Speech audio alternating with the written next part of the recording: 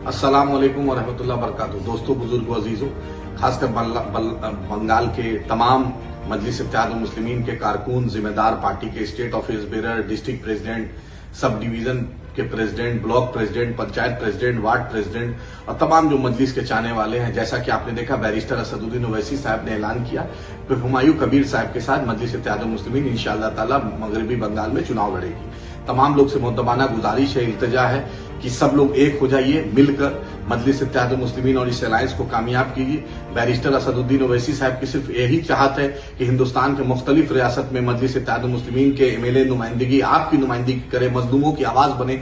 जिस तरीके से आपने देखा कि बिहार में अख्तर उल ईमान साहब और पांचों एमएलए कामयाबी हासिल की। आज लोग को एहसास है कि एमआईएम एक ताकत है। जब भी कोई मुसीबत आती है सबसे पहले एमआईएम के एमएलए खड़े रहते हैं। आपने विधानसभा में भी देखा कि सबसे ज्यादा एमआईएम के एमएलए ने आवाज उठाई और आपने देखा वक्त कैसा बदला।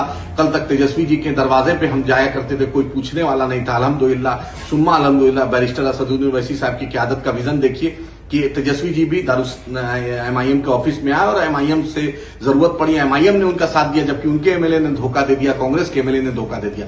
इसलिए बंगाल के तमाम लोगों, आप ये सोचिए, बैरिस्टर साहब का एक विजन है, वो चाहते हैं उत्तर प्रदेश में, दिल्ली में, झारखंड में, बंगाल में, बिहार में, मध्य प्रदेश में, महाराष्ट्र में, राजस्थान में, गुजरात में, हिंदुस्तान के मुख्तलिफ जो रियासत है सब में एमआईएम की नुमाइंदगी हो, ताकि आपकी आवाज उठ सके। आप बिहार में देख लीजिए, कोई भी 243 विधानसभा है, लेकिन सबसे ज्यादा अगर कोई आता है तो एमआईएम के एमएलए के पास आता है, अख्तर उल ईमान साहब के पास आता है। यही एमआईएम की क़यादत है।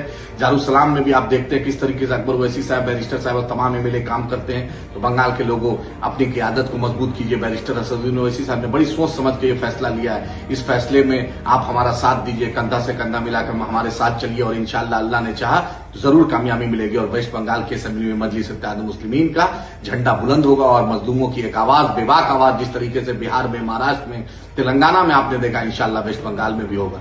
आपसे दुआ चाहते हैं, सपोर्ट चाहते हैं, आपकी मदद चाहते हैं और इस फैसले को लब्बैक करके बैरिस्टर असदुद्दीन ओवैसी साहब, अकबर साहब के हाथ को मजबूत कीजिए। शुक्रिया।